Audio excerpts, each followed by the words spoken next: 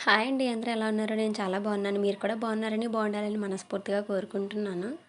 మీకైతే అర్థమయ్యే ఉంటుంది థంబ్‌నెయిల్ చూసి. అమ్మవారి వల్ల నాకు జాబ్ ఆపర్చునిటీస్ అన్నీ కూడా ఫెయిల్ అవ్వడం ఏంటి అని.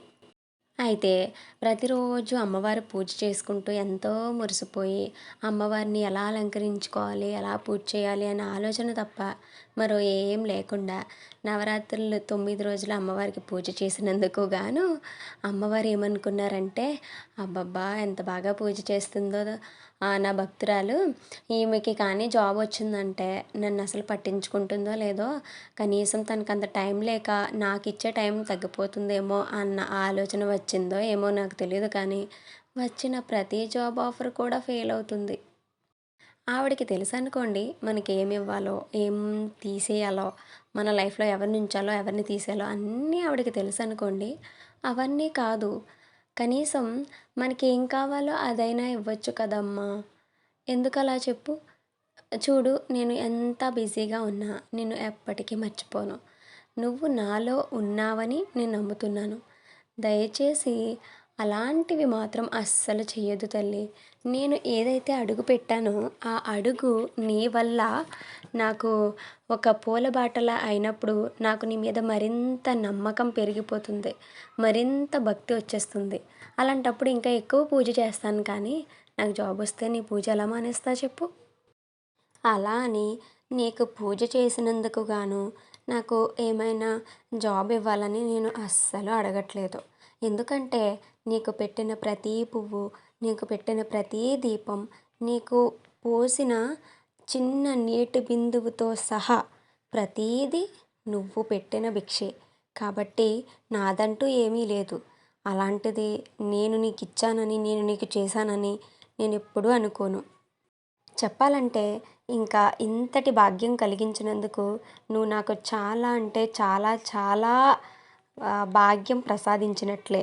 ఇంత పూజ చేసుకునే భాగ్యాన్ని మాకిచ్చినందుకు. కాకపోతే వాటితో పాటు బహుబంధాల్లో ఇమిడి ఇరుక్కుపోయిన మాకు కనీసం ఇలాంటి జాబ్ అని లేదంటే కొన్ని కొన్ని కోరికలు మానవ సహజం కదా! కాబట్టి దయచేసి మా నన్నే కాదు, ప్రతి భక్తుల్ని కూడా కరుణించి వాళ్ళు చేసే ప్రతి అడుగులో తోడుండు తల్లి. నాకు కూడా తెలుసు నాకేం కావాలో, నాకేమివ్వాలో నీకు బాగా తెలుసని. అలా అని మరీ వెనక్కి తోసేయకుండా కొంచెం త్వరగా మేమనుకున్నవి నెరవేరేలా చూడు తల్లి. ఓహో! నేను నీ పూజ చేసేటప్పుడు నా మనస్సుని నీ యందు నిగ్రహంగా ఉండేలా చూడు తల్లి చాలు అని అన్నానని చెప్పి అదొక్కటి ఇచ్చి మిగతావన్నీ పట్టించుకోవటం మానేస్తున్నావా ఏంటి? అయితే ఇప్పుడు ఇలా అడుగుతున్నాను విను అమ్మా. ఎలా అంటే నా మనస్సు నీ యందు ఎప్పుడు నిగ్రహంగా ఉండేలా చూడు. నా మనస్సులో నీపై భక్తి ఎన్నటికీ తరగకుండేలా ఉండేలా చూడు. నా నోట నీ నామస్మరణ ఎప్పటికీ మరిచిపోకుండా ఉండేలా చూడు. ఎలా అంటే ఎప్పటికైనా నాకంటూ ఒక పనిని నువ్వు నిర్ధారించి నన్ను సెటిల్ చేశాక కూడా ఇవన్నీ కూడా నా మనస్సులో చెదిరిపోకుండా నాలో నువ్వు ఇమిడిపోయేలా చూడు. నిజానికి నేను కూడా చాలా సార్లు అనుకున్నాను.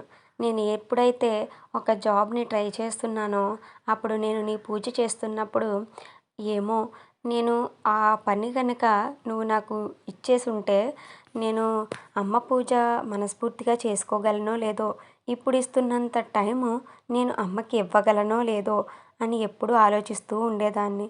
అందుకేనా ఏంటి మొత్తానికి జాబే రాకుండా చేసేస్తున్నావు? అమ్మా, ఎన్ని ఎలా ఉన్నా నా మనస్సు నీ సొంతం. నేను ఎప్పటికీ నిన్ను మర్చిపోలేను తల్లి. మీరందరూ కూడా అనుకుంటూ ఉండొచ్చు, అమ్మతో మాట్లాడే మాటలు ఇలా యూట్యూబ్‌లో పోస్ట్ చేసేంత ఎందుకు అని. అయితే కారణం ఏంటంటే, ఎలాంటి పరిస్థితుల్లోనైనా అమ్మని విడవకుండా పట్టుకుంటే ఎప్పటికైనా అమ్మ మన వైపు కరుణిస్తుంది అనేది అందరికీ తెలియచేయాలి అన్నదే నా ఉద్దేశం. ఓం సర్వసిద్ధిప్రదాయినే వారాహీదేవియే నమో నమః. నా మాటలు మీకెలా అనిపించాయో, నా పూజ మీకెలా అనిపించిందో కామెంట్స్‌లో నాతో షేర్ చేసుకోవడం మాత్రం అస్సలు మర్చిపోద్దు. Thanks for watching.